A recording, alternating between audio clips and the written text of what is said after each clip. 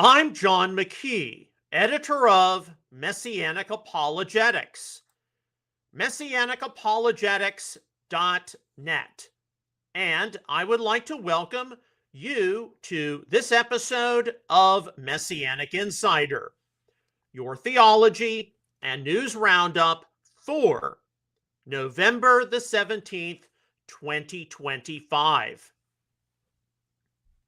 Today, we have a very important topic to address on our theology roundup. 1 Corinthians 7:17 through 24, Paul's rule in all the assemblies or all the churches. On Friday, I thought it was going to be a three-parter. It's actually going to be a two-parter for today and tomorrow. So just be keeping that in mind. This is a complicated passage for many people across today's Messianic community.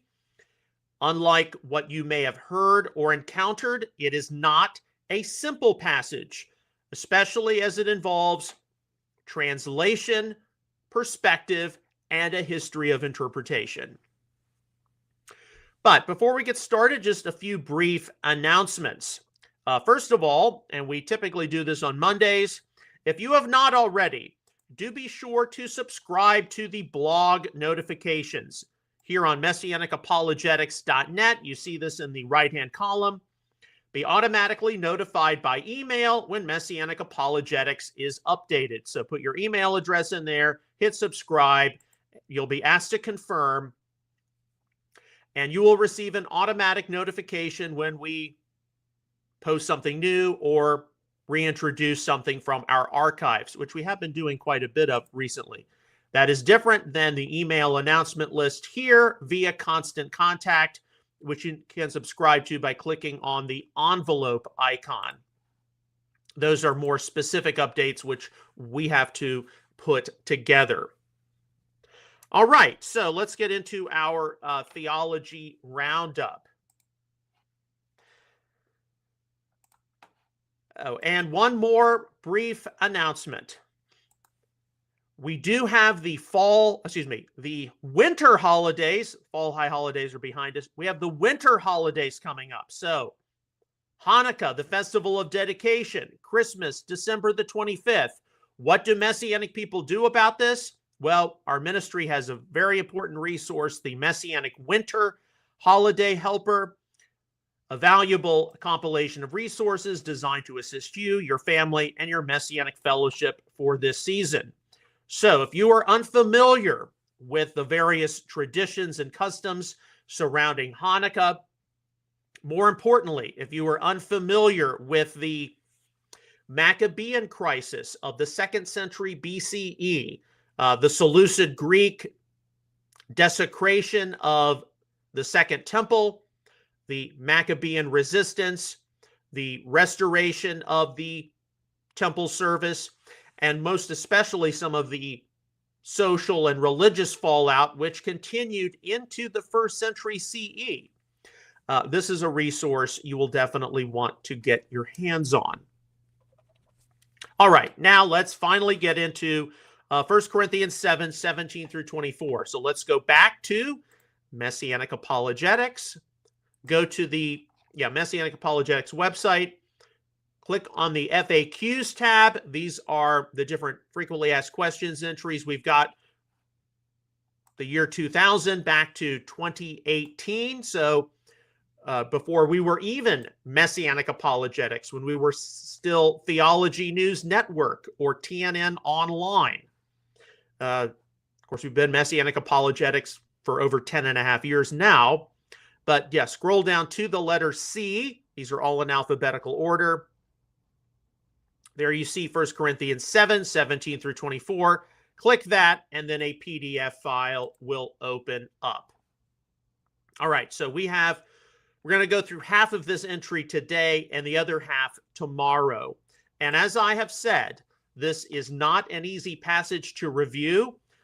I'm sure some of you all have seen a quote here or a quote there of it, but you probably have not seen a huge amount of examination of the Greek source text, different translations of particular clauses, which can definitely change how you approach the passage, and you certainly haven't seen different perspective issues compared and contrasted. Because when you do that, you quickly find out that some of the interpretations floating around regarding 1 Corinthians 7:17 through 24, particularly in bilateral ecclesiology sectors of the Messianic Jewish movement, they are not all what they appear to be. And that is not to say that we are all the same, Jewish and non-Jewish believers. It is not to say that we are all to be the same. But what is the actual issue in this passage regarding what Paul's rule was? And how does that involve what we see today in the Messianic community and its growth and development? All right, this has been an FAQ we've had since, I want to say, the beginning of 2013.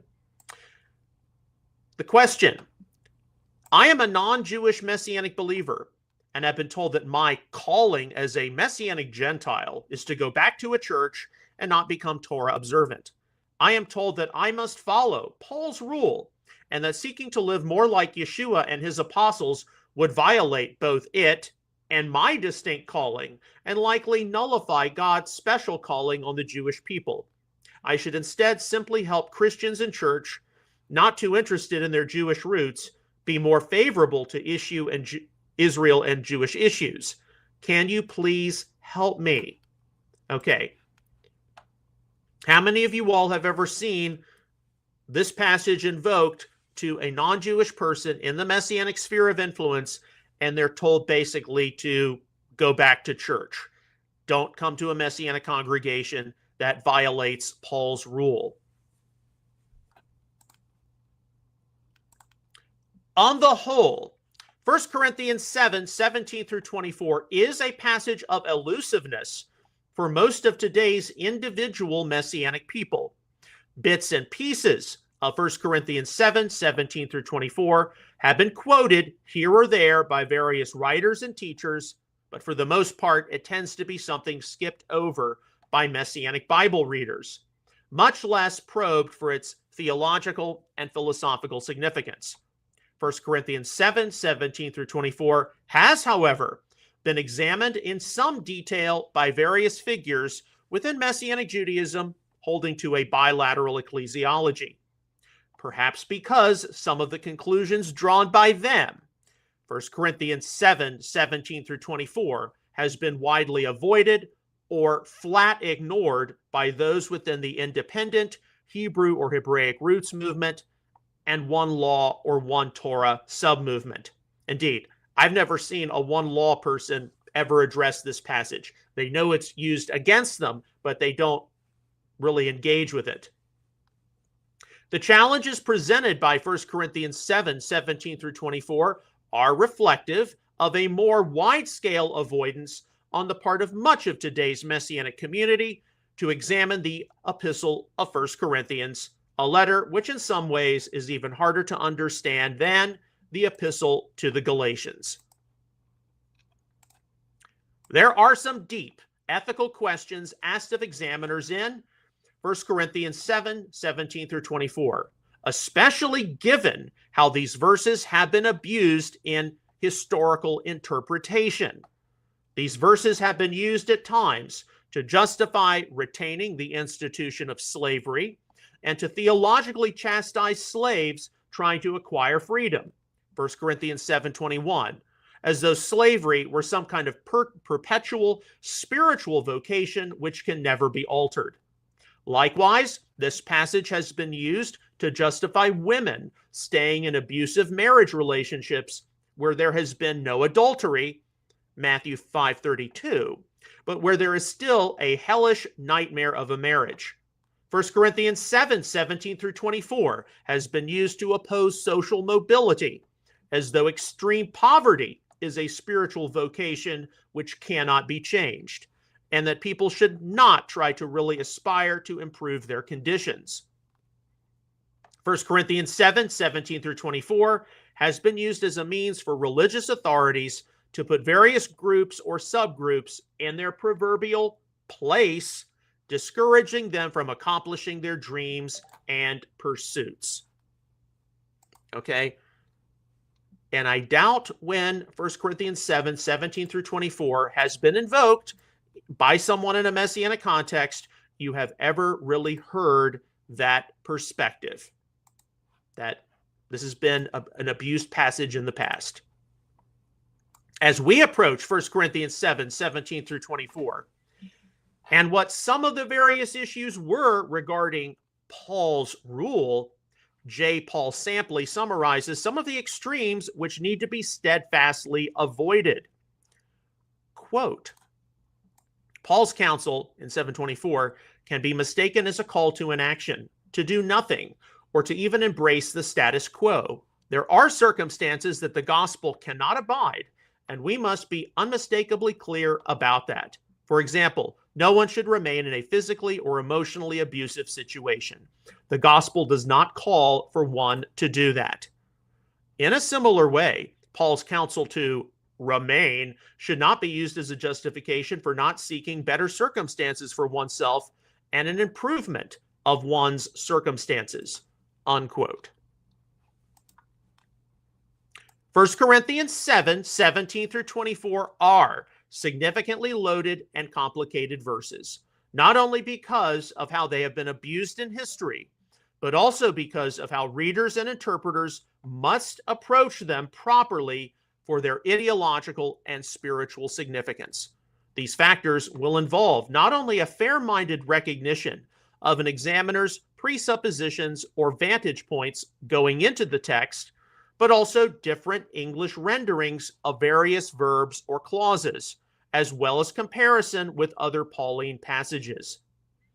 Three principal areas of discussion which should affect any interpreter's view of 1 Corinthians 7, 17 through 24 are going to concern, number one, the right approach to the Greek noun klesis, calling, 1 Corinthians 7:20, and related verb kaleo, to call, 1 Corinthians 7, 17, 18, 20, 21, 22, 2 times, 24.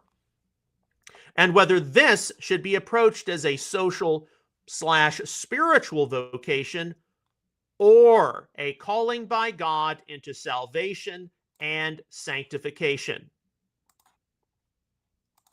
Number two, a proper rendering of the Greek clause en te klese he eklethe in 1 Corinthians 7:20 as something literal, such as in the calling in which he was called, Tree of Life version, or something which has a definite value judgment, such as the state/condition/life situation in when he was called. Revised Standard Version, English Standard Version, Holman Christian Standard Bible. And number three, the right approach to the Greek verb meno, 1 Corinthians 7:20 and 24, and whether it is best represented by a static English verb like remain, Revised Standard Version, New American Standard, New International Version, New Revised Standard, English Standard Version, et al., or something a bit less static like abide, King James Version, American Standard Version. To get an idea about some of the challenges of interpretation alone provided by properly translating 1 Corinthians 7, 17 through 24, simply compare and contrast some of the similarities and differences between the 1901 American Standard Version, the ASV, and one of its successors, the 1995 New American Standard Update, or NASU. So we're going to read through these two passages. American Standard Version in the left-hand column here, and then the New American Standard Update in the right-hand column. And you're going to see that there are some differences. Start out 1 Corinthians 7, 17 through 24 from the American Standard Version. Only as the Lord hath distributed to each man, as God hath called each, so let him walk. And so ordain I in all the churches. Was any man called being circumcised? Let him not become uncircumcised. Hath any been called in uncircumcision? Let him not be circumcised. Circumcision is nothing, and uncircumcision is nothing, but the keeping of the commandments of God. Let each man abide in that calling wherein he was called. Wast thou called being a bondservant?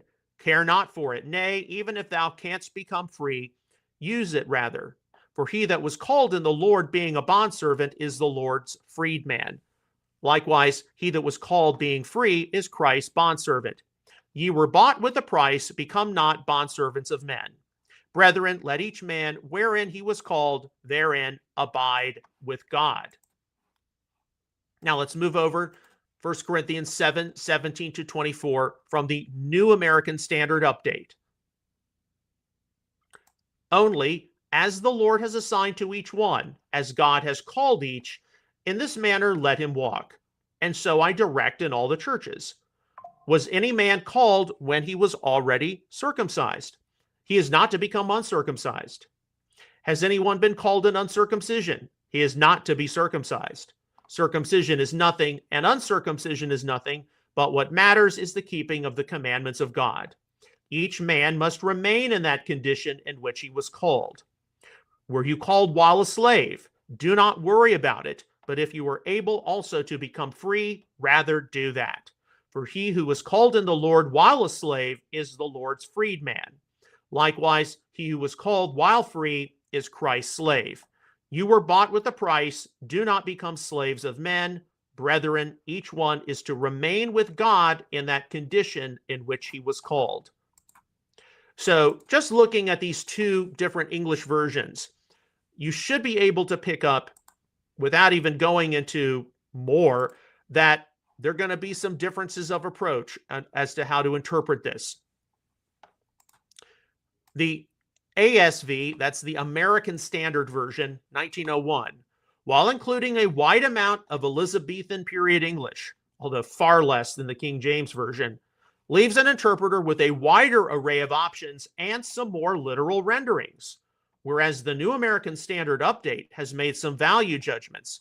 See especially 1 Corinthians 7, 20, and 24.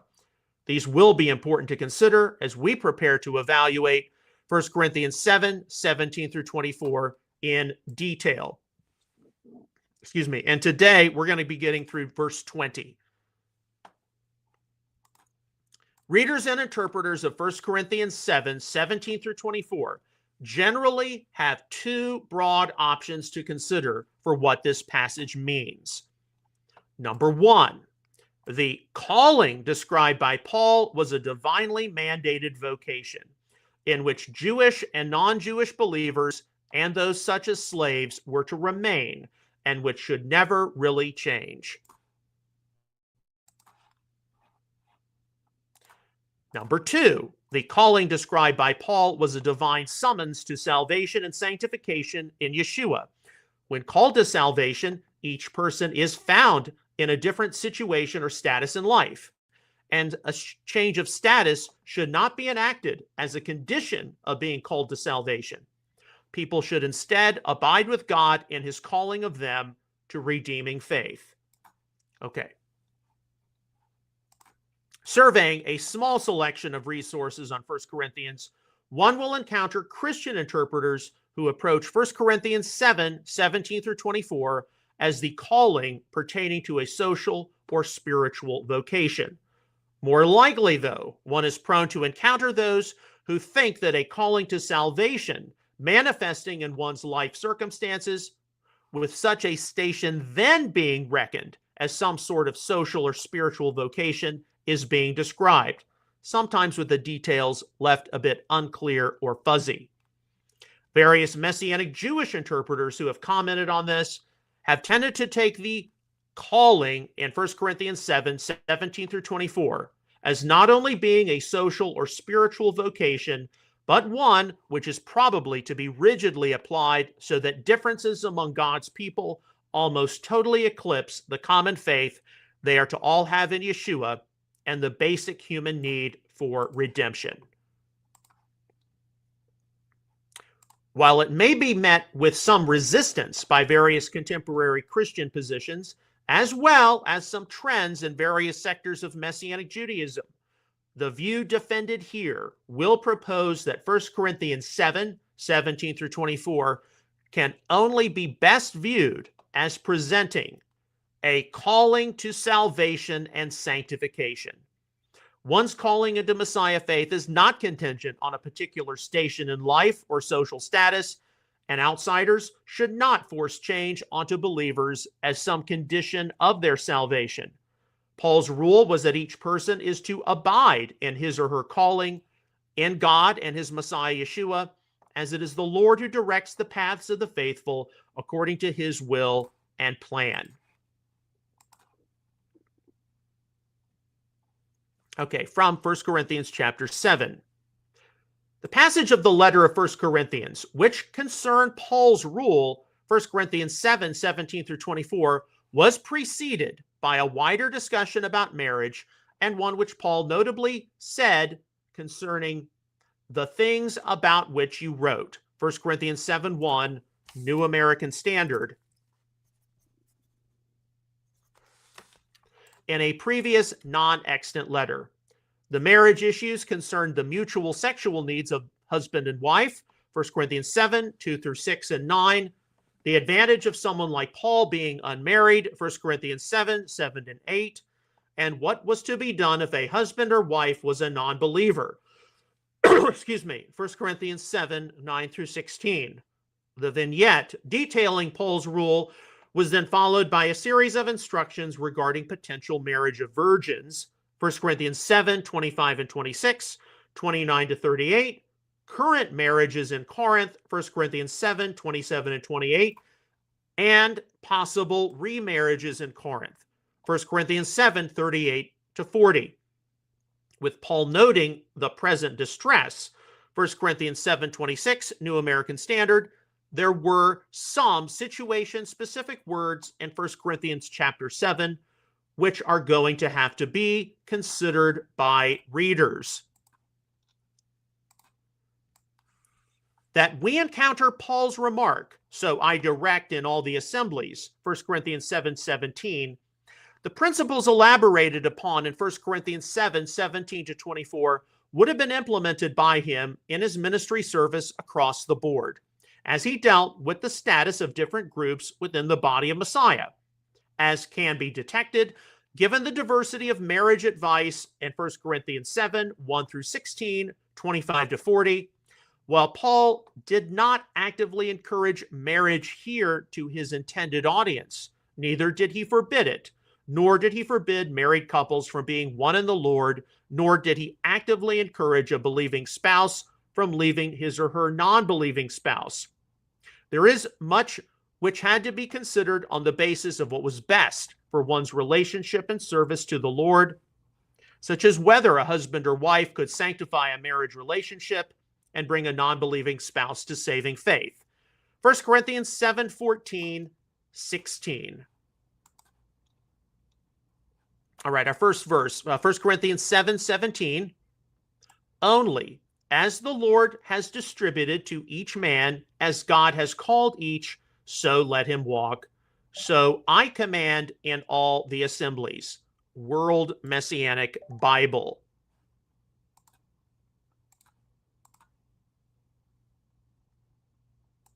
First Corinthians 7:17. The two main statements made in 1 Corinthians 7:17, which control much of the discussion and debate over Paul's rule, were the apostles' assertion, hexato hos emerisen ha kurios, hekaston hos kekleken ha theos. The two main verbs to consider are merizo, deal out, assign a portion, from the BDAG lexicon, and kaleo, to call or summon, from the Liddell Scott lexicon. It is not difficult to see how there are particular situations in life where God has assigned, New American Standard, or distributed, King James Version, emerison, people. Where differences of view rest are not on the various life situations where people have been placed. Differences of view rest with what was intended by Paul in terms of God's calling, kakleken, of people, which was then enjoined with the direction, so let him walk. King James Version, hutos peripateto.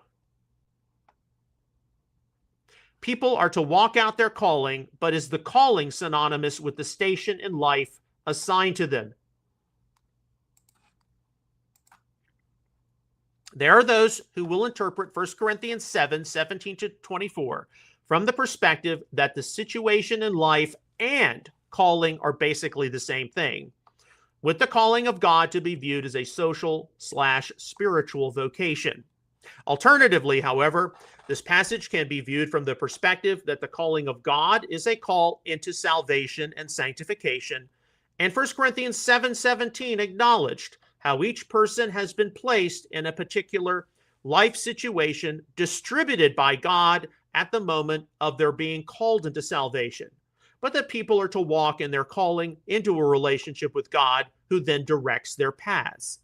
Craig Blomberg usefully observes, quote, "To which God has called him," New International Version, is a misleading translation. The Greek actually reads, "as God called him." In other words, the entire verse implies that in whatever state we are when we come to the Lord, we should function faithfully in that state without immediately seeking to change it, unquote.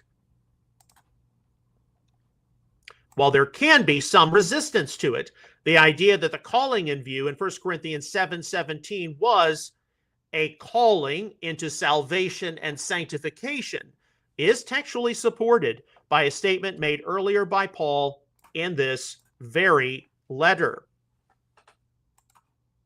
In 1 Corinthians 1:9, he told his audience, "God is faithful, through whom you were called, ekletheta, into fellowship with his Son, Yeshua the Messiah, our Lord." New American Standard. Examiners have certainly had to wrestle through the factors of whether or not the calling in 1 Corinthians 7:17 following, whether it appears here as the verb kaleo or elsewhere as the noun klesis, was a social/spiritual vocation or a calling into salvation and sanctification. Grammatically speaking, Anthony C. Thistleton describes how, quote, Paul's most characteristic usages of kaleo and kletos refer to God's act of having called to Christian salvation, which in Paul's case, and not only his, coincided with his call to a task of service, unquote. Thistleton further states, quote, Isaiah's use of kara prepares the way for the notion of the people of God as the called in Romans 8:30 and 1 QM 3:2, 4, 10, and 11, unquote. A rather general view of 1 Corinthians 7:17, in light of the previous usage of calling in the letter, is offered by F.F. Bruce. He asserts, quote, a man or woman's social status is of minor importance. What matters is the fact that one has been called by God into his fellowship and service. 1:9. To this calling, the believer should remain faithful, whatever his state of life may be, unquote. Samply focusing mainly on 1 Corinthians 7:17 draws the attention of readers and examiners to how the walking out of the good news or gospel is where the main attention and loyalty of Messiah followers is to be placed. Quote, verse 17 and its echoes in verse 20 and verse 24 affirms that Paul expects persons in all of his churches to live, specifically to walk, the gospel in the circumstances where they were called, where the grace of God engaged them. Living the gospel is the primary concern. To put it differently, how they walk, that is, how they comport themselves, is the key issue. Location and setting are indifferent matters. One's call is not. The gospel can flourish and be walked out in any circumstance, and the living of it elevates the person and the circumstance in which the person lives. Paul does not require believers to leave their social setting, unquote.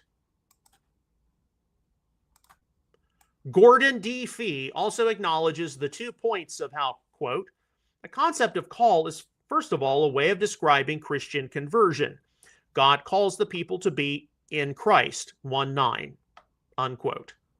He then goes on to note, quote, that call came to a person in a given social setting. This is the clear emphasis of all the verbs in this passage, especially as it is associated with various social options. Verse 18 twice, 21, 22 twice, unquote. The steadfast focus of one's calling, however, is to be placed on the proper way to walk, and not the station or circumstances of life where such a walk of faith would be manifested or demonstrated. The today's New International Version rendering of 1 Corinthians 7:17, slightly paraphrased, draws the evaluation. Each of you should live as a believer in whatever situation the Lord has assigned you, just as God has called you. The statement of 1 Corinthians 7:17 following is something which the Apostle Paul said, so I command in all the assemblies, Hebrew Names Version.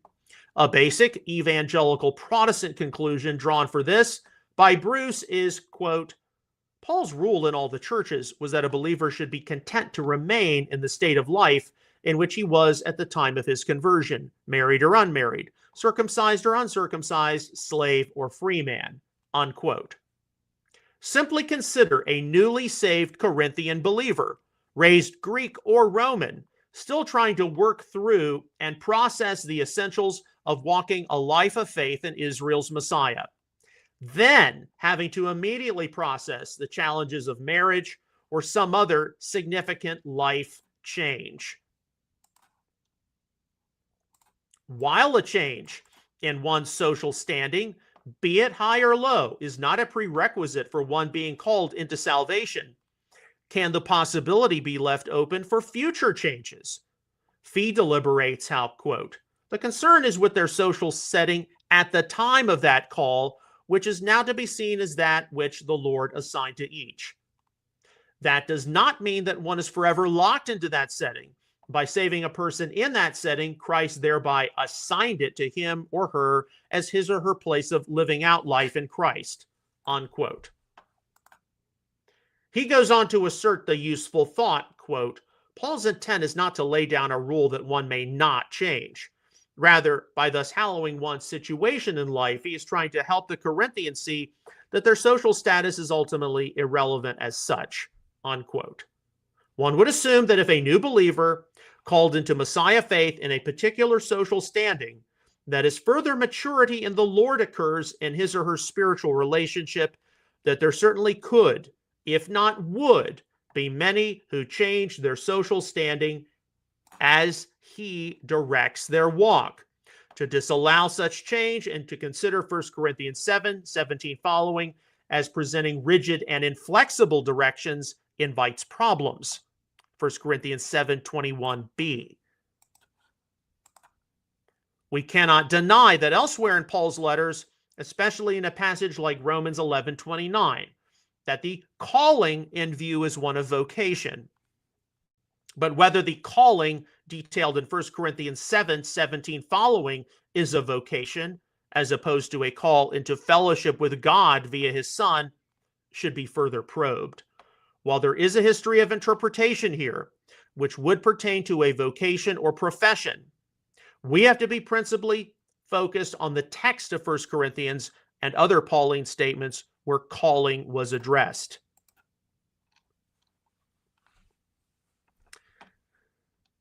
First Corinthians 7:18. Was anyone called having been circumcised? Let him not become uncircumcised. Has anyone been called in uncircumcision? Let him not be circumcised. World Messianic Bible.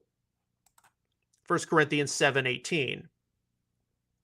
Two questions were asked by Paul in 1 Corinthians 7:18.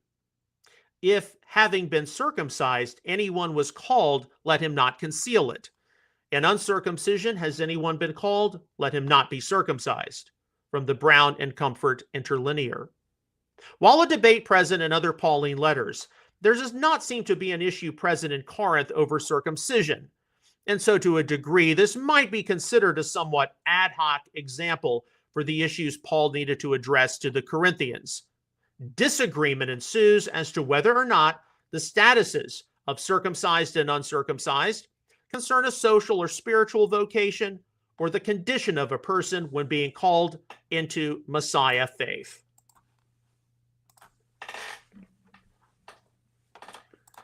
The first question, peri tet memenos tis eklephe me epispastho, obviously regarded some sort of Jewish status.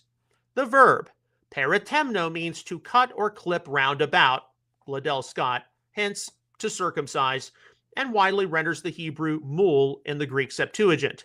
The noun form of circumcision is peritalme.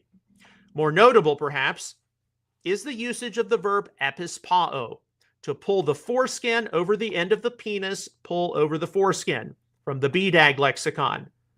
Epispasm was an ancient practice seen during the Maccabean crisis, where Jewish males would remove the marks of circumcision, Revised Standard Version, via a kind of foreskin restoration, of stretching the remaining skin which had not been cut downward, forcing a new foreskin to grow. An ancient Jewish male going through the process of epispasm, removing the sign of circumcision, committed the first major act of Hellenization, which subsequently involved abandoning the heritage of the Torah, abandoning the God of Israel, and embracing idolatry. The historical records of both the Apocrypha and Josephus testify to this.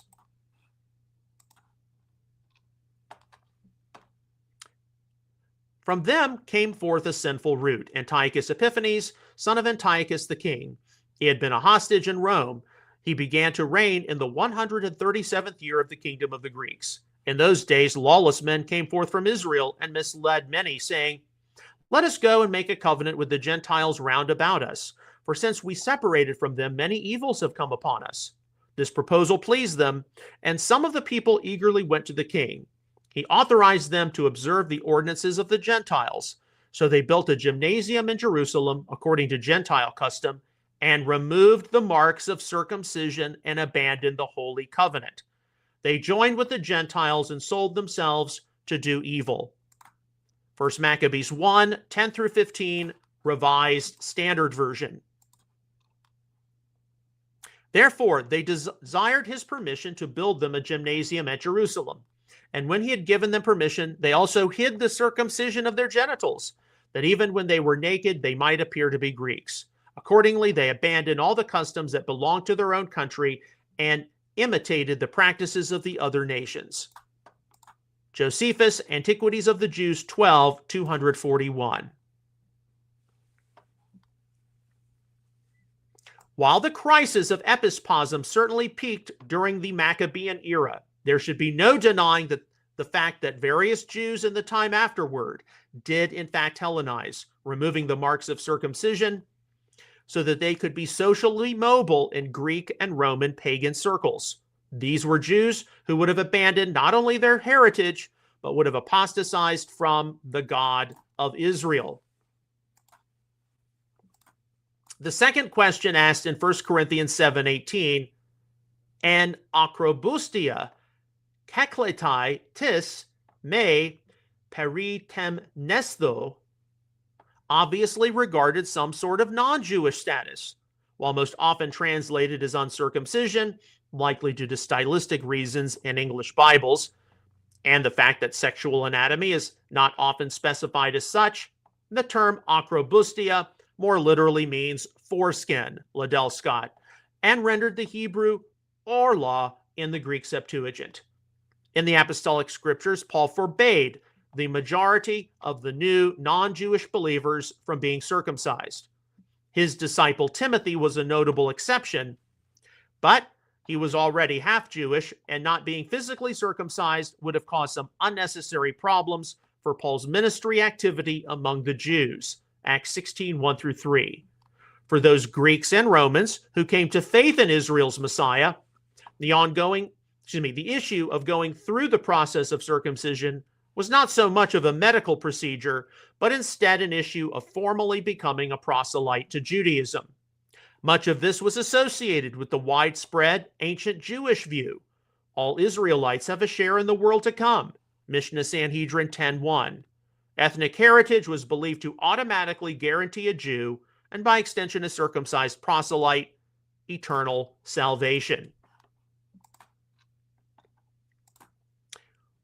While in the Messianic community, the period of the Maccabees gets a wide amount of attention, particularly during the season of Hanukkah, what does not often get a huge amount of attention is what took place in the generation or so after the Maccabees reclaiming independence for Judea.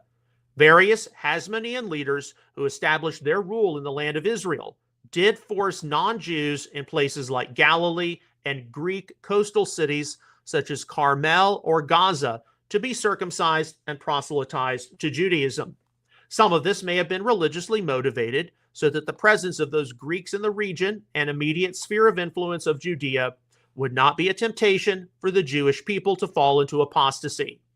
Some of this may have been politically motivated, as Jewish leaders consolidated their power. And some of this might have been eschatologically motivated, as it could have been thought that massive numbers of pagans converting to Judaism would herald the arrival of the Messiah and the day of the Lord. Scott McKnight summarizes, quote, "At certain periods in history, certain Jewish movements, led by charismatic or politically powerful heroes, many conversions took place as the result of force. However triumphalistic the writer's concepts might be, the conversions recorded in Judith 14:10, and Esther 8:17, resulted from force. Hyrcanus, Aristobulus the first, and Alexander Jannaeus each forced Gentiles to convert and be circumcised, even if they saw such as part of an eschatological program or political purgation." Josephus Antiquities 13:9:1, 13:9:3, 13:15:4, 15:7:9, unquote, from the Dictionary of Paul and his Letters.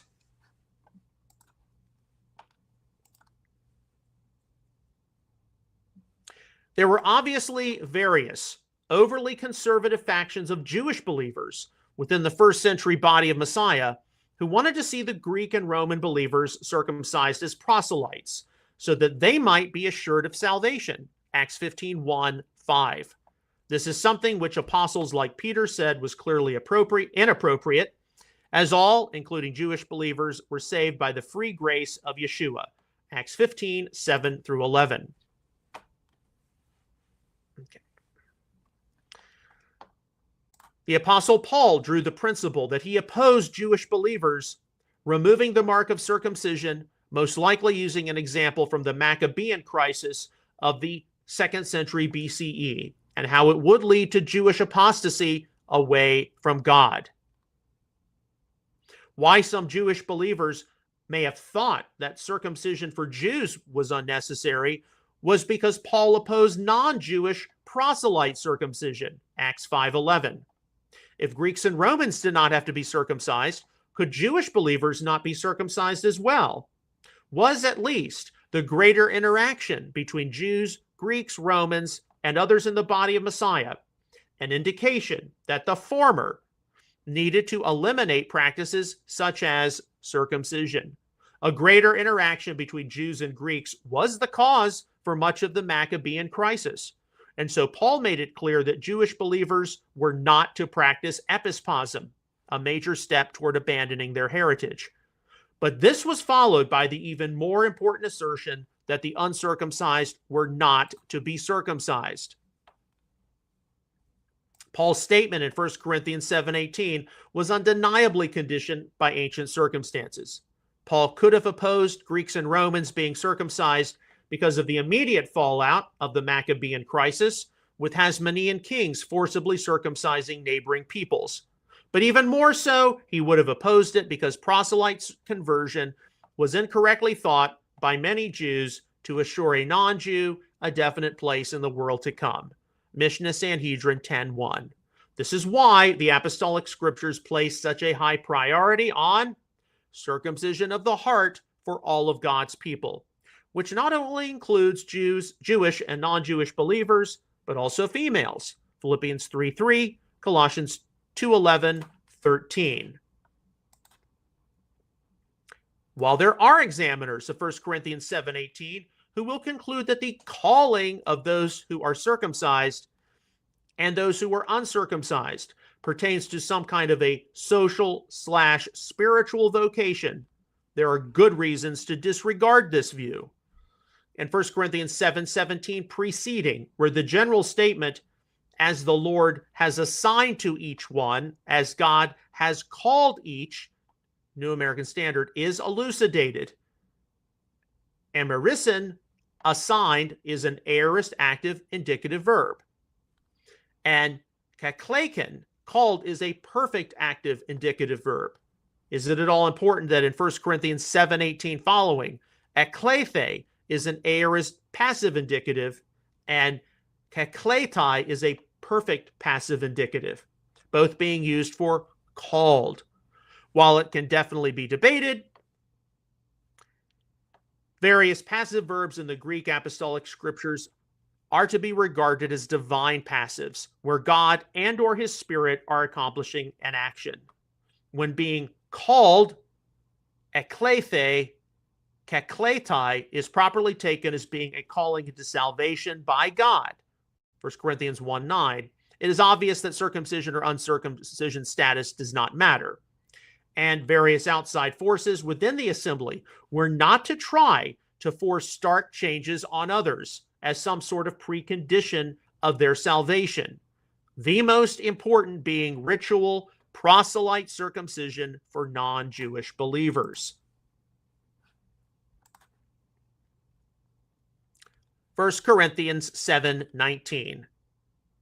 Circumcision is nothing and uncircumcision is nothing, but what matters is keeping God's commandments. World Messianic Bible. 1 Corinthians 7:19. The Apostle Paul actually wrote in 1 Corinthians 7:19a, He peritome uden estin kai he acrobustia uden estin. Being circumcised means nothing, and being uncircumcised means nothing. Complete Jewish Bible. Elsewhere in Paul's letters, he did affirm the value of the rite of circumcision, i.e. Romans 2:25, 3:1 and 2, which would especially require here that a calling to salvation and sanctification. 1 Corinthians 7:18 was the overarching issue being addressed regarding his rule in all the assemblies. Immediately, though, readers can be a bit taken aback. While Jewish circumcision status and non-Jewish non-circumcision/proselyte status did not matter in terms of a calling by God into salvation, Paul did say in 1 Corinthians 7:19b, what does mean something is keeping God's commandments. Complete Jewish Bible, or keeping God's commandments matters. Tree of Life version. But is not being circumcised a commandment of Holy Scripture?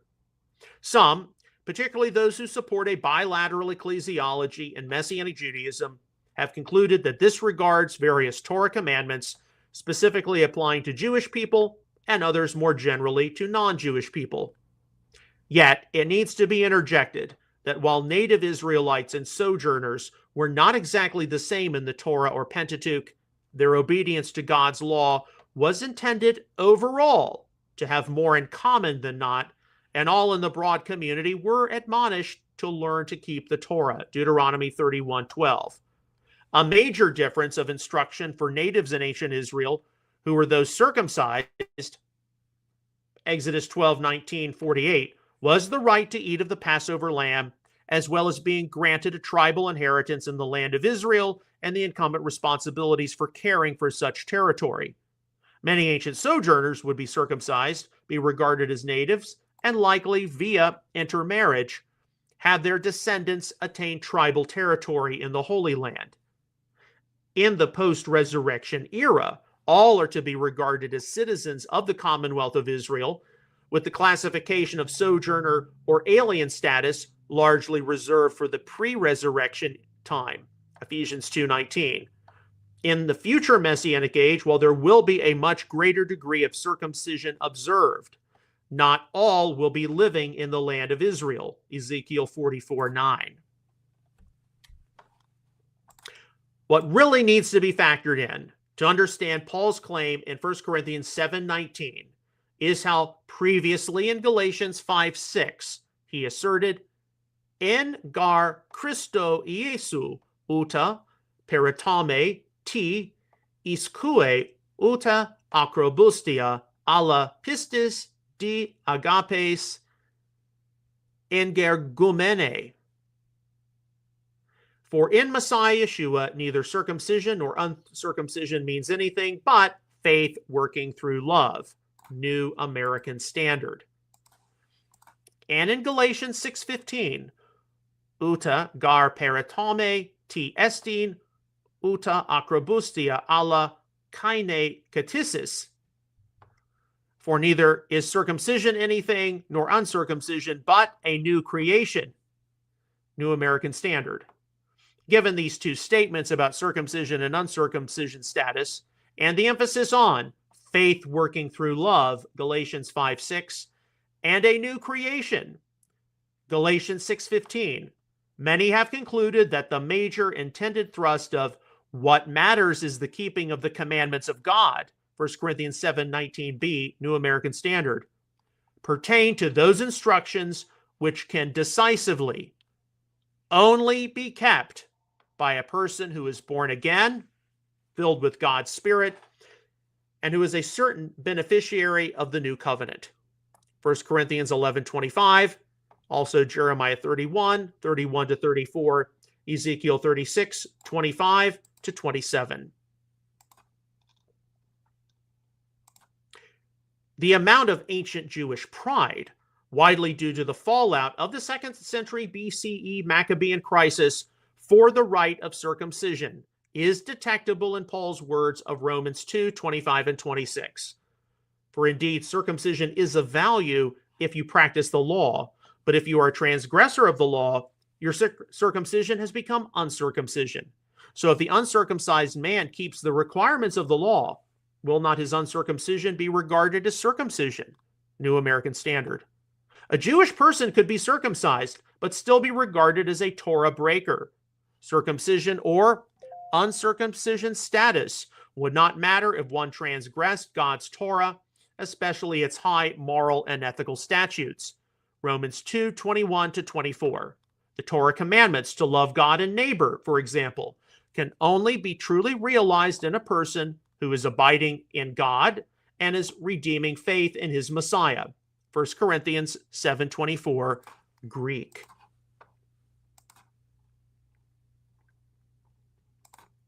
Unfortunately, there are Christian interpreters like Leon Morris who have taken 1 Corinthians 7:19 to mean, quote, no ritual observance can be set alongside the keeping of God's commandments, unquote. Paul did not oppose the rite of circumcision for Jewish believers and even had to stop a false rumor about him that he taught that Jewish believers should not circumcise their male children, Acts 21:20-22. He did, though, have to place a higher priority on various commandments, which concerned a behavior reflective of those who had been called into a relationship with Yeshua. Sometimes, as in the case of Romans 2:25 and 26, it meant shaming the attitudes of various Jewish believers who may have had an overly inflated opinion or unbalanced view of circumcision. The statement of 1 Corinthians 7:19 was something which was a bit conditioned by a Second Temple Judaism which widely, although incorrectly, thought that circumcision status / ethnic Jewish identity merited a place for someone in God's eternal kingdom. This was the main reason why those like Paul forbade circumcision for the Greek and Roman believers. This was not the medical operation which many millions of men have had in the European and American West since the 19th century.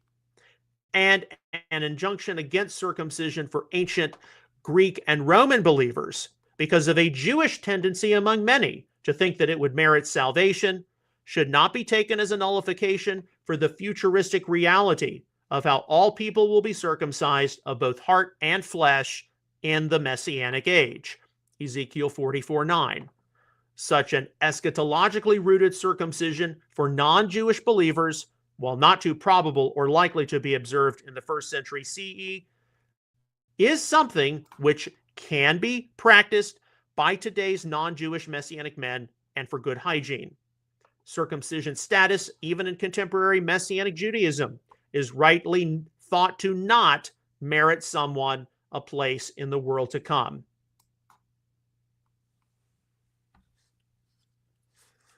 Okay, and our final verse for today, 1 Corinthians 7:20.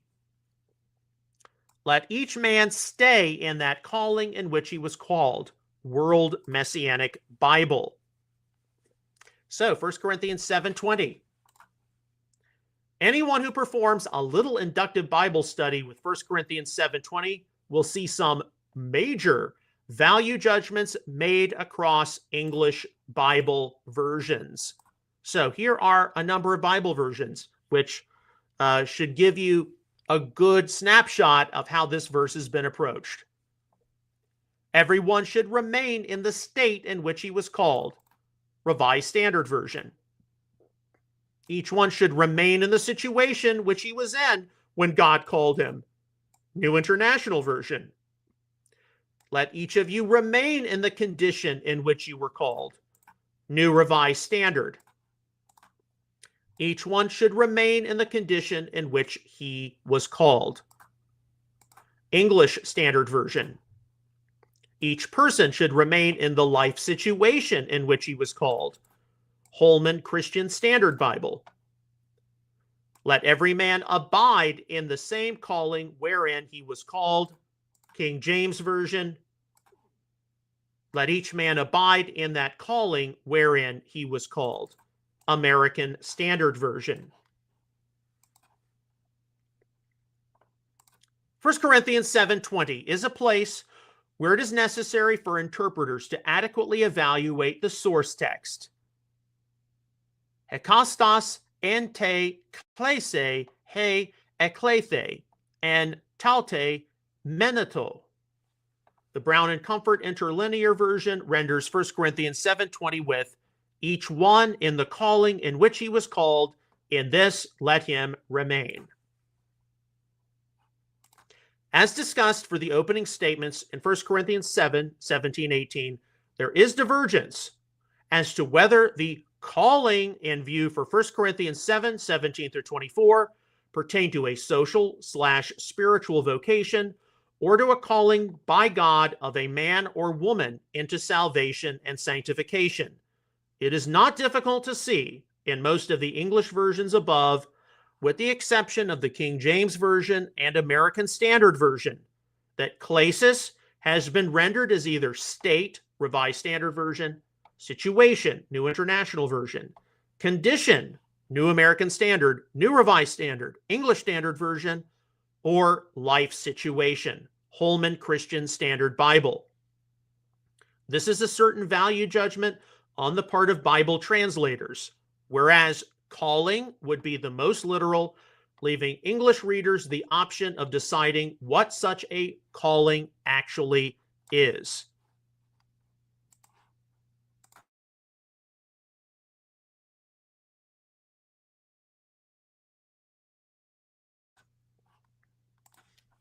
Among more contemporary interpreters, Fee takes calling as having a dual meaning, remarking, quote, the word calling here carries a double nuance.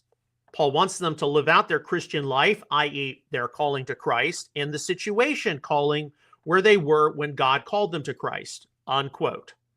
While it is appreciable that Fee acknowledges the calling of most importance being one of being called into Messiah faith, this important element is decisively lost on Bible readers who are consulting modern versions, which, while rendering klesis as something akin to situation, the 1977 New American Standard Bible may not have a footnote reading literally calling, my Hebrew Greek Key New American Standard, my main reading Bible, might be an exception to this. It should be obvious that however the verb meno is rendered, which we will discuss further, the calling in which he was called is the more literal translation for en te klese he eklethe, equating klesis with something like condition, New American Standard, New Revised Standard, English Standard Version, Complete Jewish Bible, or life situation, Holman Christian Standard Bible, can skew one's approach to what is intended by Paul's assertion here. Once again, like in 1 Corinthians 7:19, the aorist passive, eklethe, appears for called, which if taken to be a divine passive, would lend strong support for the calling in which he was called being God's calling of a person into salvation and sanctification in him. C.G. Cruz describes the general reality in surveying the Pauline epistles is how, quote, when Paul speaks about calling, it is more often than not the calling of believers to faith and salvation that he has in mind, unquote. Dictionary of Paul and his letters.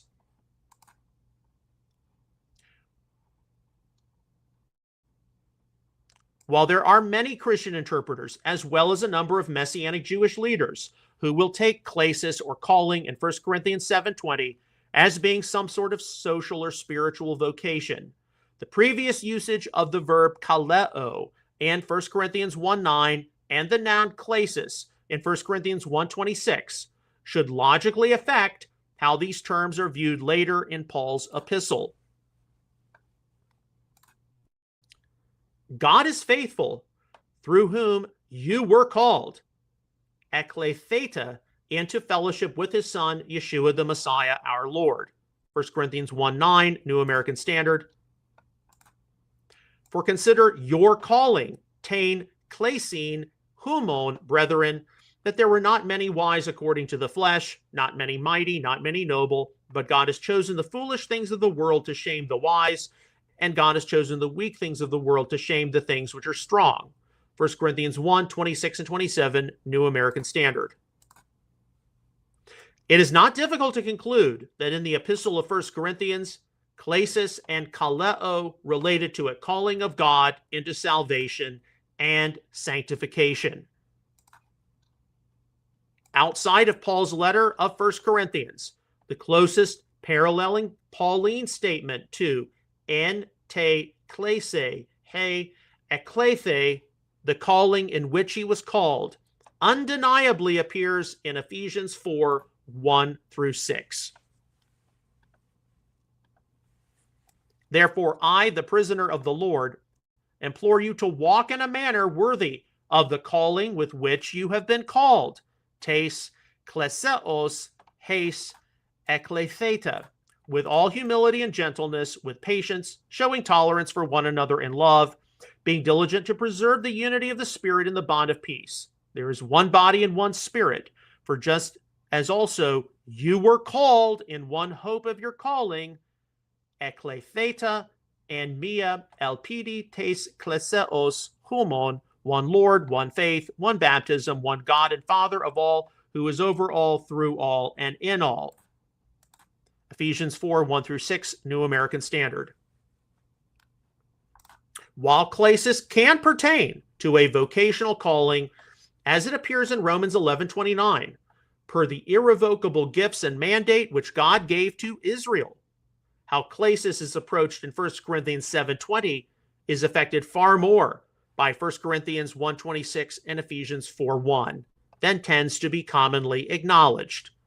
Earlier in 1 Corinthians 1:9, 26 and 27, and later in Ephesians 4:1-6, the calling being detailed was one of salvation and sanctification via the divine activity of God on men and women. Noting the literal rendering in the calling with which he was called, also Ephesians 4:1, for 1 Corinthians 7:20, Bruce goes on to describe how, quote, the calling, Greek klesis, as in 1:26, is the divine call from darkness to light. It is to this, not to one's social status, that everyone should remain faithful, unquote. Noting that while there are interpreters who would disagree, Bruce further asserts, quote, there is no convincing evidence for taking klesis in the later sense of vocation with reference to one's employment or way of life understood as the subject of divine ordination, unquote. He makes mention of the example of how the one called into faith as a slave is to take the opportunity to become free when it availed him.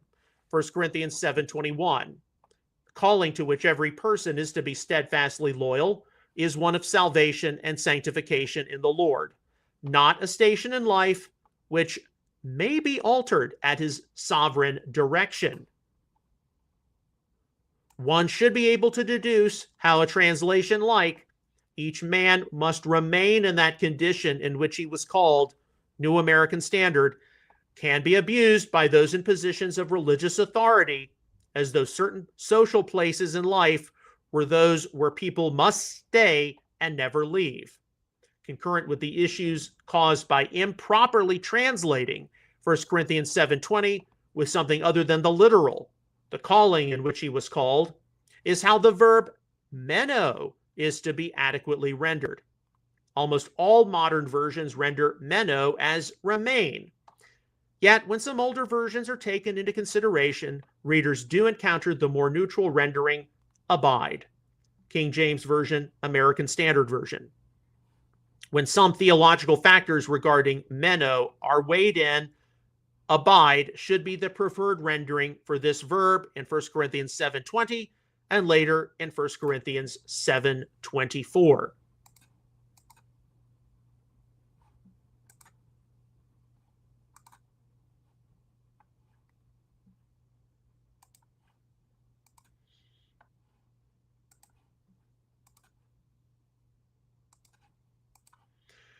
Various Greek lexicons have summarized the different translation options for meno, which interpreters need to know.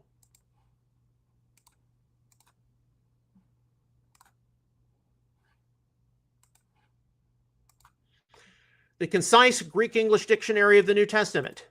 Remain, stay, abide, live, dwell, last, endure, continue. From the Theological Dictionary of the New Testament.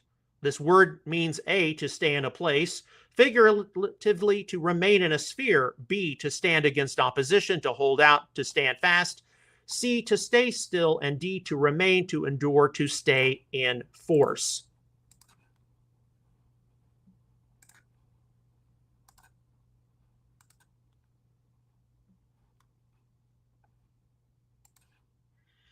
And finally, from the BDAG lexicon, in a transferable sense of someone who does not leave a certain realm or sphere, remain, continue, abide.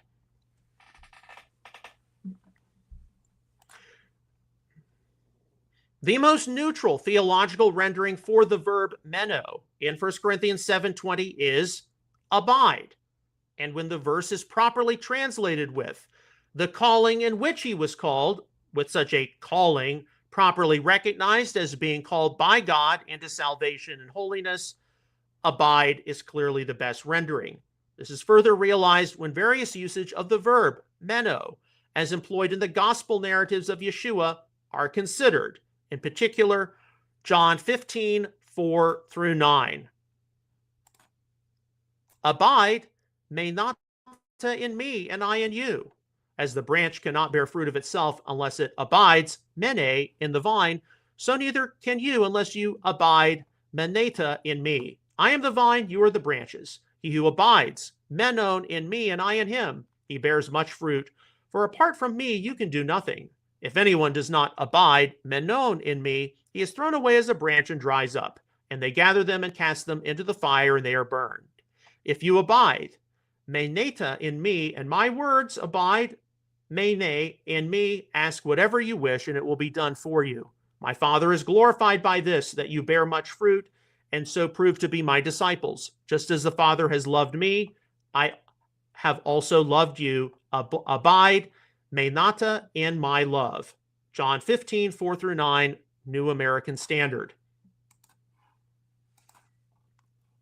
While some modern versions actually translate meno as remain, i.e. New International Version, Holman Christian Standard Bible, as well as Young's literal translation. The clear advantage of rendering meno as abide is obvious. The necessity of believers abiding in the Lord Yeshua is that as the vine, he provides one the nutrients and ability to grow spiritually. Abiding in the Lord is not a process where one remains stagnant and spiritually underdeveloped, but instead where those abiding in him are to grow, mature, and develop more in their knowledge of him and his love. As such maturity takes place, there are doubtlessly many positive changes which are to occur regarding how people understand their calling into salvation, the great wisdom of God and his creation, and the potential role or roles where such individuals may play via his direction and guidance.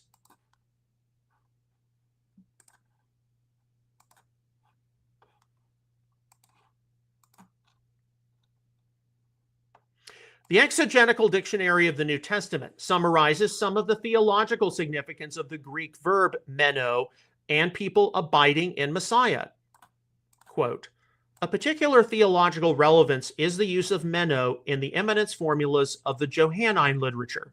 Jesus challenges his followers to abide in him, John 15, 4-7, as he also abides in them, verse 5, reciprocal eminence formulas. See also 656 in 1 John, the eminence formulas 2:6, 24, 27 following, 3:6, 24, excuse me, 4:12 following, 15 following, sometimes reciprocal, refer to one's abiding in God or in Christ, sometimes in the indicative and sometimes in the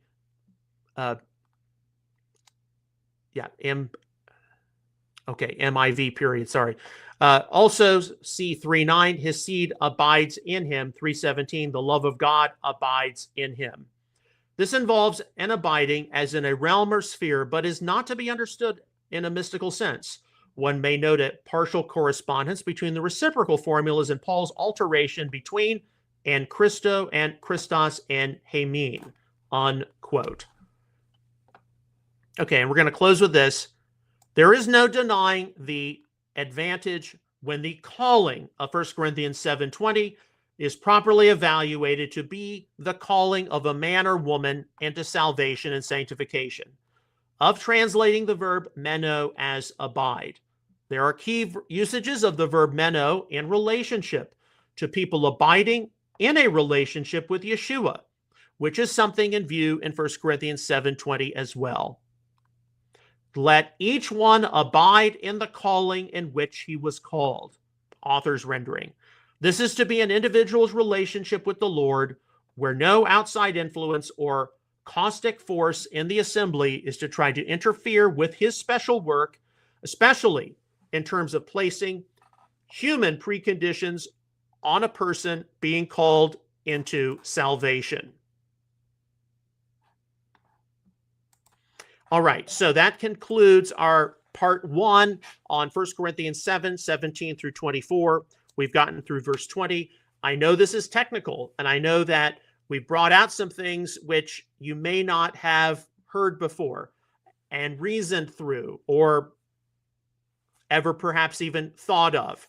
But this is a highly controversial passage in terms of the history of interpretation. We do have to do our best to try to sort through some kind of an ancient context. And along with that, excuse me, we have to be able to recognize that there are some things which have been left out of the conversation in today's Messianic community. Is the calling some kind of a vocation, or is it a calling to salvation and sanctification? What do you do about the verb meno? Does it mean remain or does it mean abide? So we're going to finish up with part 2 tomorrow, and that will include a summary of everything we've gone through. Because I do want to stress this, because while I have my disagreements with how different people on the bilateral ecclesiology side have approached this passage, I understand their reasoning behind approaching it the way they do. They want to see that Jewish believers in Yeshua do not give up circumcision, i.e. their Jewish status, and assimilate away into the nations. Because throughout a great deal of Christian-Jewish relations, it's been stressed that a Jewish person who comes to faith in Yeshua stops being Jewish, they start being Christian, and they're supposed to give up their Jewish heritage. And that's wrong. And one of the main reasons the Messianic community is here is to prevent that. So I understand their reasoning behind interpreting 1 Corinthians 7, 17 through 24 the way they do. But there are other passages out there which stress the need for Jewish believers to retain their Jewish heritage and not assimilate away. This mainly involves how people are called into Messiah faith at a particular status and how their ultimate loyalty is to what? Abide in the calling to which you were called. Is that some vocation, or is it ultimately a calling to salvation and sanctification? So we're going to get into that more, obviously, in greater detail. But just to remind everyone, if you want to, and let's switch windows back. Okay.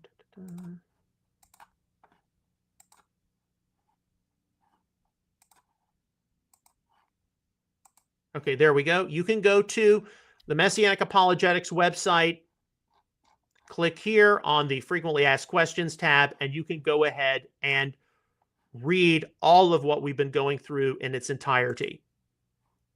All right, so that finishes up our theology roundup for today. Now it's time for us to get into some news. And there were a lot of things which took place over the weekend.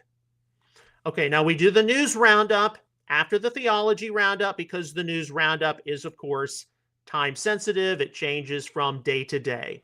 But there are some things we definitely need to be keeping in mind here. Now, all the links I'm about to go through, these will be available for you to look at later today when this episode gets archived at messianicapologetics.net. So you can go look at the entries in greater detail. You can go read the articles, watch the clips, etc. And yeah, we do have quite a bit, and it's across the board. We are reminded, number one, that we need to be praying for peace, Israel, Gaza, the Middle East. Number two, we need to be praying for peace, Russia and Ukraine. And number three, we need to be praying for reason and sanity to prevail here on the American home front. Okay, our first story, and this is from Open Source Intel, the 14th of November. Reuters, the EU is putting forward a plan to begin training 3,000 police officers from Gaza with the goal of eventually preparing all 13,000 members of the Palestinian police. Okay, we know that the Trump peace plan, Gaza, it's something which has had a lot of starts and stops. We'll see what happens. From My Charisma. Okay, this was kind of a sensational one, but it's useful to pass it along. From November the 14th, Atlantis finally discovered, ? Stunning new clues surface. So you can peruse this. It does talk about the lost city of Atlantis. The mystery surrounding the city of Atlantis may finally have been solved. According to the Daily Mail, scientists from the Russian Academy of Sciences have reportedly come across traces of a submerged city in Kyrgyzstan underneath Lake Issyk-Kul. I hope I pronounced that properly. So this particular body of water is the 8th deepest lake in the world. However, it was discovered from this potential city was uncovered in relatively shallow waters. Yeah, I looked at this and I'm like, okay. But the point is to be taken from this, regardless of what people think or do not think about the lost city of Atlantis. I mean, all sorts of things have been proposed. The point is that charisma does pick up on some of these things in the fringe realm. There are a lot, of course, many different opinions regarding what the lost city of Atlantis was or was not. Was it closer to Greece, somewhere in the Mediterranean? Was it somewhere in the Western Mediterranean? Was it in the Atlantic Ocean? Here, a proposal of it being Kyrgyzstan. Some people, of course, talk about the Atlanteans as being a very highly advanced civilization who possessed things which even we may not possess today, ranging from it was some pre-flood civilization that God had to wipe out because it crossed too many, red lines, playing God, playing with matter, energy, genetics. You see that. Other people, more non-religious, maybe this was some kind of an advanced civilization which predated humans on Earth. Of course, there are people who tie it into Genesis 6 Nephilim speculation. This is just one of these things we file away. But yes, charisma does pick up on a lot of this kind of thing. Okay, our next story, also from charisma. New fears of Iran-Israel clash as Tehran ramps up missiles. And this is reproduced from CBN News.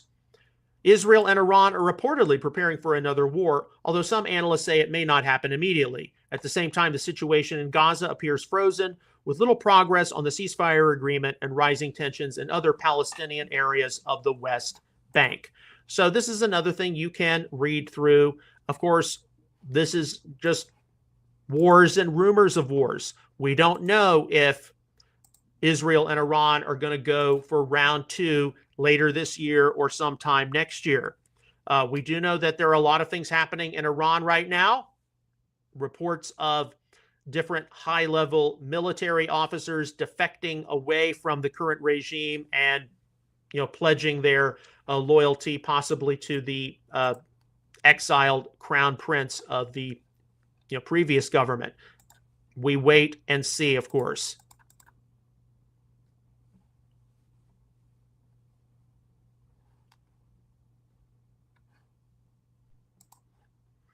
Okay, so our next story. And yes, one more from charisma. And these are all from November the 14th. This is a worthwhile read. U.S. sees one of the largest declines in religiosity worldwide. Okay, so the United States has experienced one of the steepest drops in religiosity recorded anywhere in the world, according to new Gallup findings. The report shows a 17-point decline in the share of U.S. adults who say religion is an integral part of their daily life, falling from 66% in 2015 to 49% today. So, of course, this is subjective. It's something which changes. How many are religious? How many are not religious? But this is something which should concern us because we, as the faith community, are to be here, of course, as salt and light, making sure that people are living changed and transformed lives of faith. And of course, along with that, we each have our own individual spheres of influence, people we know, whether they're in our families, friends, workplace, and at our local congregations and assemblies.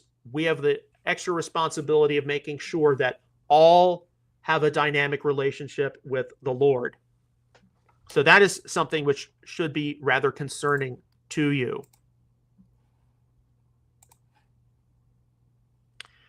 All right, from open source intel, and there is a 20-second clip with this. This is from the 15th, so this would have been on Saturday. German Chancellor Merz, the position of the Federal Republic of Germany must be clear where we stand. In the Western Alliance, at Israel's side. Okay, so without any doubt, one of the things I know some of us have seen is we've seen the different Western countries like the United Kingdom, France, Canada, Australia. They have recently given, formal recognition to the state of Palestine. Throughout more recent history, Germany tends to be a little slower with its involvement in the Middle East, its involvement in Israeli affairs because of the stigma of the Holocaust. The Federal Republic of Germany, can be critical of Israel, but they tend to be very careful about it.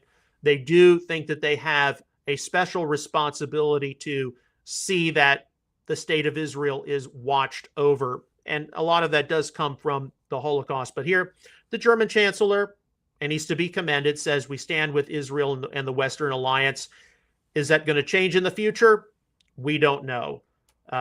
we do know that we've got a lot of things here on the American home front we've got to be very careful of. All right, from Vivid on X, November the 15th, this is an 11-second clip where Benjamin Netanyahu was asked in English, is Trump the Jews' greatest hero since Moses? And here, Israeli Prime Minister Benjamin Netanyahu says President Donald Trump is the best thing to happen to Israel and the Jewish people since Cyrus. So I know for a number of years, many of you all have heard the claim that Trump is like the Persian Emperor Cyrus, who helped see the Jewish exiles taken away from Babylon, return home to the land of Israel. He helped fund the rebuilding of the temple. And so President Trump is often compared to being that kind of a person. He's not perfect. He's got skeletons in the closet, but to a lot of Jewish people, he wants to do the right thing. He wants to stand with Israel. He moved the U.S. Embassy to Jerusalem. He's trying to see peace enacted. He's trying to see those in the Middle East sign on to the Abraham Accords and work together, collaborate economically. So the likelihood of future conflict is greatly reduced. Speaking of the Middle East, open source intel, there are a number of stories. This is from the 15th, so Saturday. Russian President Vladimir Putin discussed with Israeli Prime Minister Benjamin Netanyahu the situation in the Middle East, the Gaza Strip, the Iranian nuclear program, and issues of stabilization in Syria, Kremlin says. Now, not to get into Ezekiel 38 and 39 speculation, but, a lot of people, they believe that Ezekiel 38 and 39 involve some kind of a future conflict involving Russia and the Arabs against Israel. Whether you adhere to that point of view or you're open-minded and flexible, it could be something else or something similar but different. One of the things which can quickly escape people in the United States of America is look on the map and look at how geographically close the Russian Federation is to the Middle East. That's why Russia has a stake in what goes on in the Middle East. And also consider that Russia, percentage-wise, has a larger Muslim population than the U.S. does. So they have a stake in what goes on in the Middle East just because of that. So regardless of what people think or don't think about Gog and Magog, this is something to surely keep in mind. All right. Our next story, open source intel's got a lot here. I probably need to send them a Ko-Fi appreciation. That's free coffee sometime before the end of the year.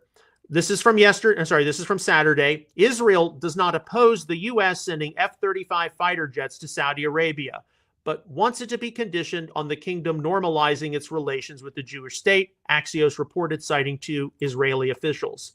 Now, the F-35 Lightning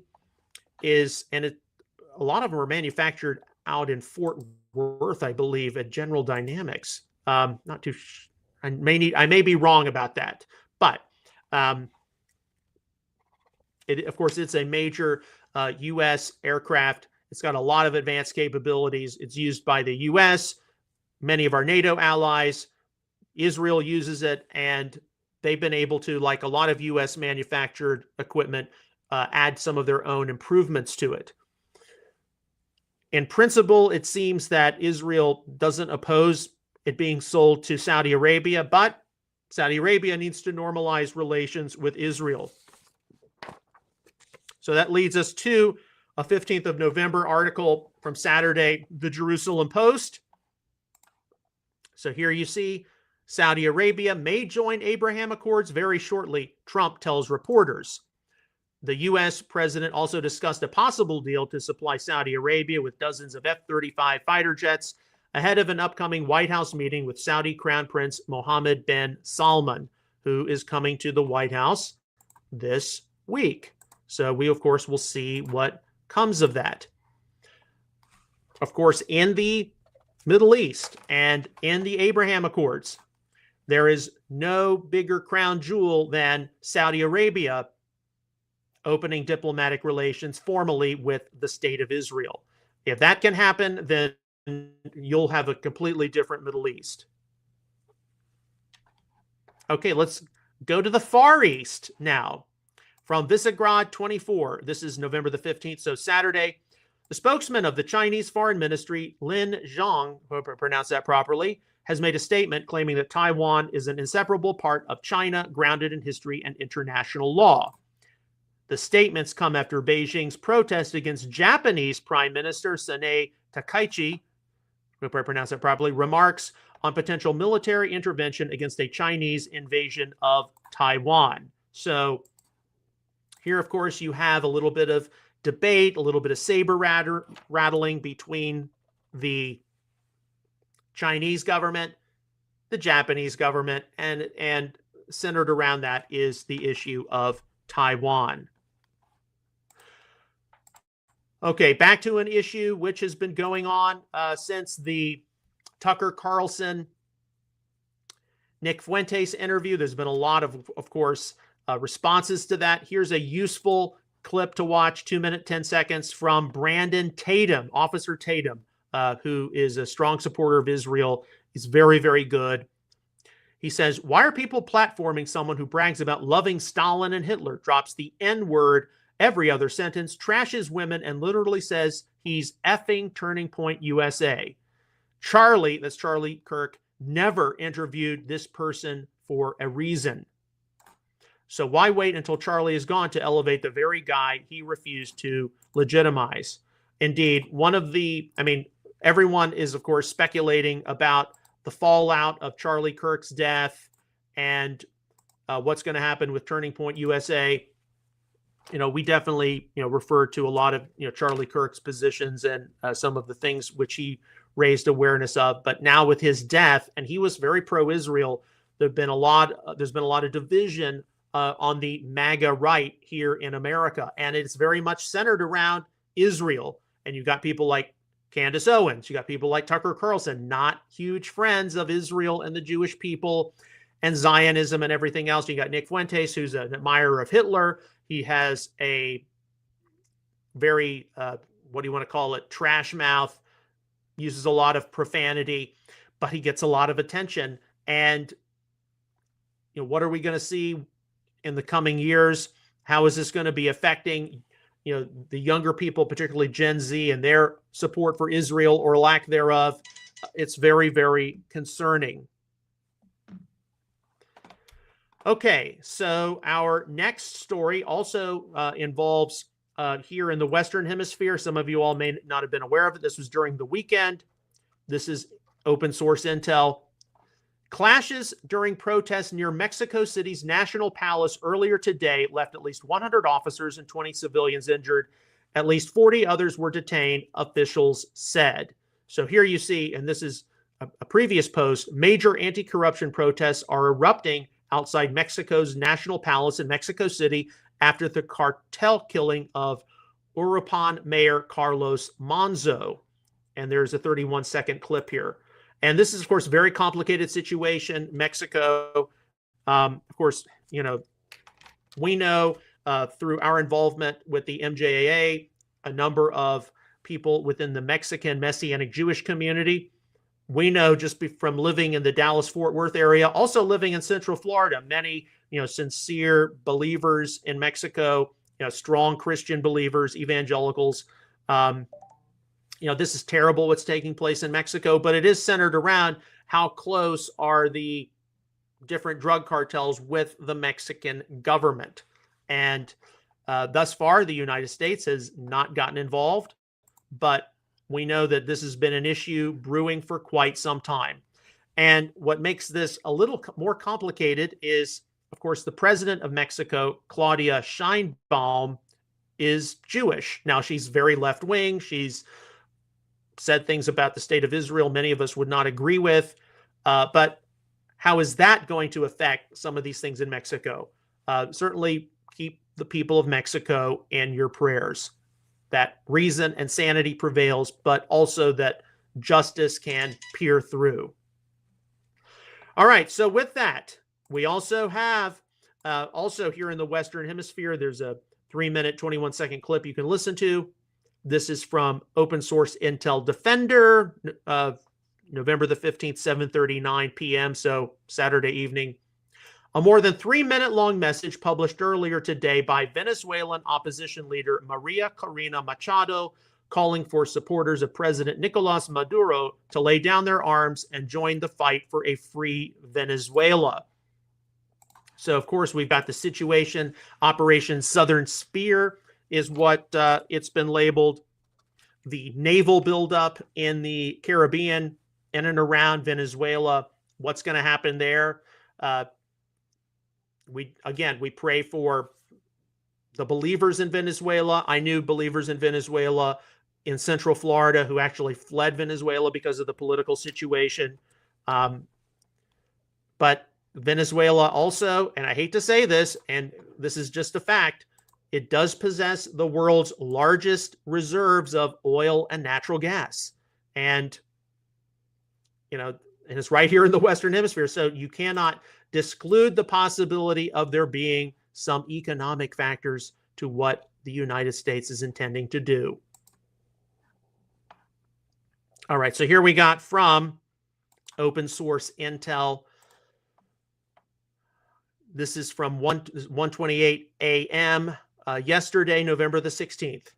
The United Nations Security Council will vote tomorrow on a U.S.-sponsored resolution, so that's today now, that throws its weight behind Donald Trump's Gaza peace plan. For the first time, the draft openly signals a path toward a future Palestinian state. Washington is pushing for swift approval and framing the measure as the framework for Gaza's post-war roadmap. The draft says the council welcomes the establishment of a board of peace that would run Gaza through the end of 2027. This body is designed to guide the territory through a transition period while larger political negotiations play out. All right, we know there are going to be some push and stop, push and pull, start and stop with the Trump peace plan.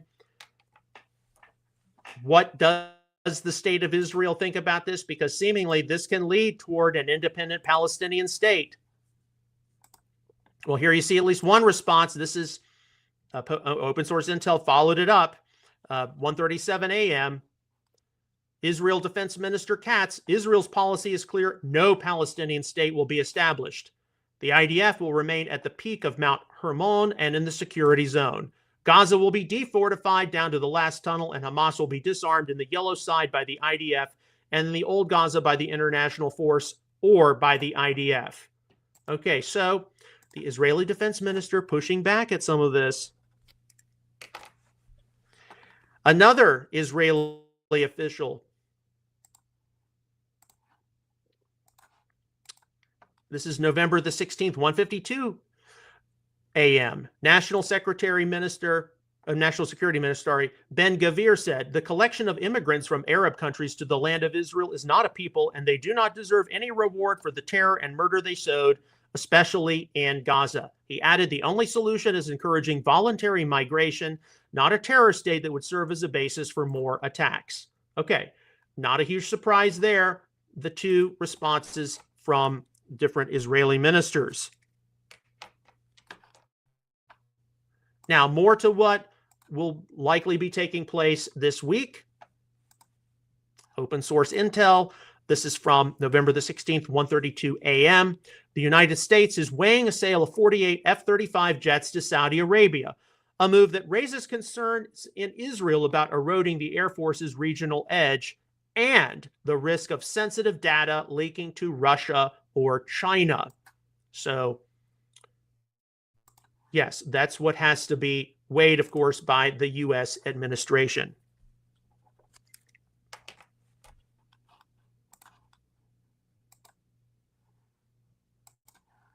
Over to Iran now. This is from the weekend. This is from November the 16th. So yesterday, 5:20 a.m. Iran's Foreign Minister Abbas Araghchi, I mispronounced that, I apologize. Iran is no longer enriching uranium at any site in the country. And of course, there'd be people who say, yes, thank you. Others, are you telling me the truth?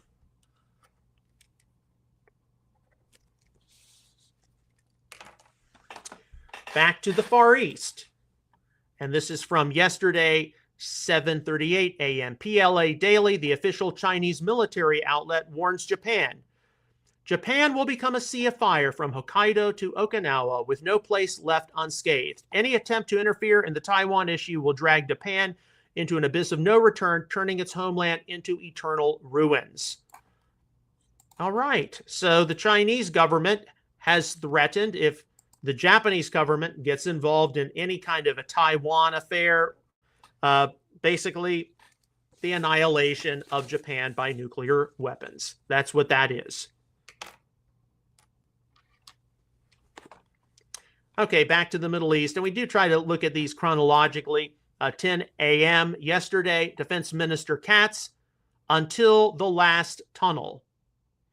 I was just updated by the Deputy Chief of Staff that the operation to destroy Hamas terror tunnels in Gaza is progressing well. The IDF is working to destroy the tunnels through explosions or by filling and pouring liquid concrete into the tunnels throughout the territory under its control. The multinational force led by the U.S. is supposed to handle the disarmament and dismantling of Hamas in Old Gaza. Okay, so look, for the sake of the people in Israel and in Gaza and in the region, we pray that Hamas can be disarmed, that they can dismantle the terror tunnels, and that some degree of lack of hostility can be reached. Okay, so here's another one. Back to the American home front. 3:23 p.m. yesterday, civil rights icon Jesse Jackson is on a form of life support after being hospitalized in Chicago earlier this week, sources tell CBS News. Okay, whether you like Jesse Jackson or not, his legacy is one which has impacted a lot of people over the past few decades, and it is something which will be discussed and debated.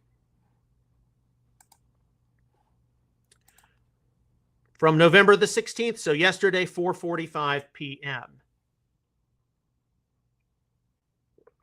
Excuse me. U.S. Secretary of State Marco Rubio, U.S. Department of State intends to designate Cartel de los Soles as a foreign terrorist organization headed by the illegitimate Nicolas Maduro, that's the president of Venezuela. The group has corrupted the institutions of government in Venezuela and is responsible for terrorist violence conducted by and with other designated FTOs, as well as for trafficking drugs into the United States and Europe. So yeah, we have, of course, the areas we customarily pray for: Israel, the Middle East, Russia, Ukraine, things here on the American home front, but now we've got to add China, Taiwan, Japan, Venezuela, Mexico, the drugs. What's going on here? Okay, so we got 6 more stories to go through, and then we will conclude. You had a busy weekend. From Breitbart, November the 16th. There's O.J. Simpson. O.J. Simpson estate, and of course you know now O.J. Simpson is deceased, agrees to pay up wrongful death judgment decades after famous double murder. The father of Ron Goldman may finally get some of the millions he was awarded in the 1997 wrongful death judgment against former Hall of Fame running back O.J. Simpson. Ron Goldman, 25, was brutally murdered along with Simpson's ex-wife, Nicole, in one of the most famous true crime stories of the century. Yeah, we all remember the O.J. trial. We all remember the white Bronco. And for me, I remember distinctly, and this was in 1995. It was after the O.J. trial.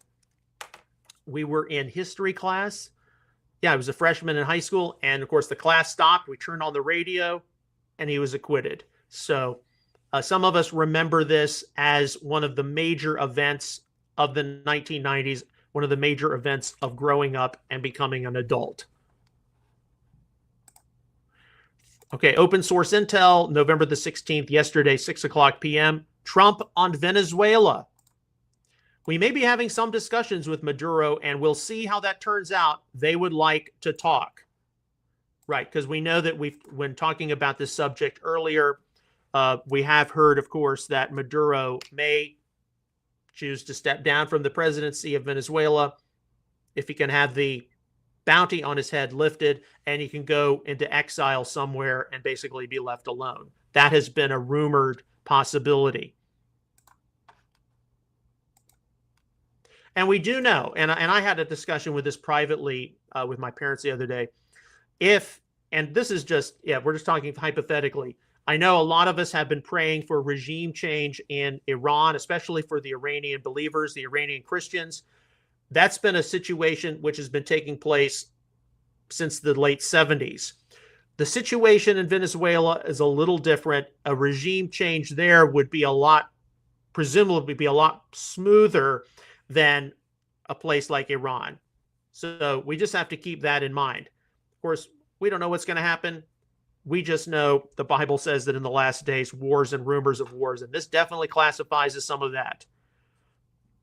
Okay, here's a very useful summary I recommend you read through from Israel Radar on X yesterday, November the 16th. A few thoughts on U.S. military aid to Israel, because this is something which many of those on the right, the America First, even America Only people, they really oppose U.S. aid to Israel. Number one, ending U.S. aid won't mean that the U.S. will no longer have leverage. Israel will still buy U.S. weapons and rely on American support in many ways. Number two, much of what U.S. gains from Israel won't end. Intel sharing will continue even if aid is cut, for example. Number three, the big question is weapons development. U.S. clearly gains from Israeli innovation. Instead of direct aid, we may see joint R&D. That's research and development. Number four, Israel needs the U.S. more than America needs Israel, but Israel can be a valuable ally in an unstable world. And five, in any case, U.S.-Israel relations are bound to change. The logic that guided this close alliance when it took shape in the 1960s and 1970s no longer exists. Yeah, we're in a different Middle East, we're in a different world. Israel has a much more robust economy than it did 20 years ago, 30 years ago, and no small part, some of you are unaware of this, in no small part to how Benjamin Netanyahu served as the finance minister, and he recognized that Israel needed to get up on its own 2 feet economically and not be like a post-Soviet republic kind of thing. And does the United States need to be giving several $billion a year to Israel? That, as many commentators have noted, is highly regulated. They can only spend it on certain things, and a lot of that money gets spent back in the United States, mainly in the form of different defense contracts. So it's often money that we give to Israel, but we receive back. If that were to suddenly disappear, it may not have the impact a lot of people think it would have on Israel as it would. But we know that a lot of people who have gone anti-Israel and anti-Zionist, they think we're spending all this money on Israel when we can probably cut it loose and Israel will be okay. All right, so here's an important clip to watch, 55 seconds. Donald Trump refuses to disavow Tucker Carlson after interviewing Nick Fuentes, praising Carlson's support of him and saying he doesn't know much about Fuentes. Trump further insisted Tucker is free to interview whoever and Tucker should get the word out. Okay, we don't know how informed the president is about Tucker Carlson because the Nick Fuentes interview did not directly impact the Trump presidency. The Fuentes interview by Carlson does impact society and culture. And of course, the president is not omnipotent. He can't know everything. From the perspective of a world leader who has to defend the Constitution, First Amendment rights, what the president said was, pretty much centrist. Tucker can do whatever he needs to do, can do whatever he wants to do.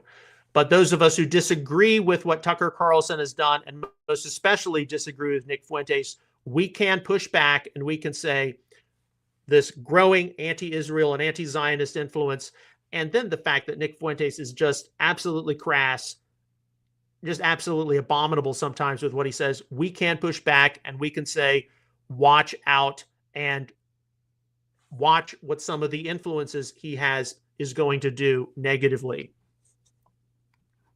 Okay, two more stories. Here we have one. This is from Newsmax. Yesterday, the president has oscillated a little bit on the whole Epstein issue, but here, as of yesterday, House Republicans should vote to release the Epstein files because we have nothing to hide, and it's time to move on from this Democrat hoax. Now, we don't know what's going to come from the release of the Epstein files other than people's trust in government, persons of influence, industry, entertainment, sports, whatever it may be, is going to plummet, and it is going to be challenged. So we as believers have to be plugged in to God.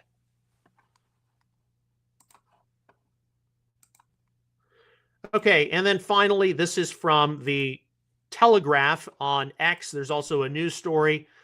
The Oxford Union has voted overwhelmingly in favor of a motion declaring Israel a greater threat to regional stability than Iran. Actually, that's not a huge surprise that the Oxford Union would vote on that. And for us as believers in the God of Israel, who are here too via our acts of service to the King of Kings and Lord of Lords, we're to be heralding and hastening the return of King Messiah. Take that for what it is. It's a road sign. All right, so we had a rather long episode today. Tomorrow, of course, we'll be finishing up with our analysis, 1 Corinthians 7, 17 to 24, Paul's rule. As always, on behalf of Outreach Israel Ministries and Messianic Apologetics, I would like to sincerely thank you for your ongoing prayers, encouragement, and support for all of our ministry efforts. If you have not already, please do visit my website, messianicapologetics.net. There you can access a wide array of free articles, frequently asked questions entries, take a look at some back issues of Outreach Israel News, back episodes of Messianic Insider, different McKee moment shorts, etc. Generally speaking, our ministry activities over the years. And please do put a thumbs up or a heart for this live stream. It'll definitely help our exposure on social media. We'll see you again tomorrow with another episode of Messianic Insider. Until then, may God bless you. Shalom, and take care.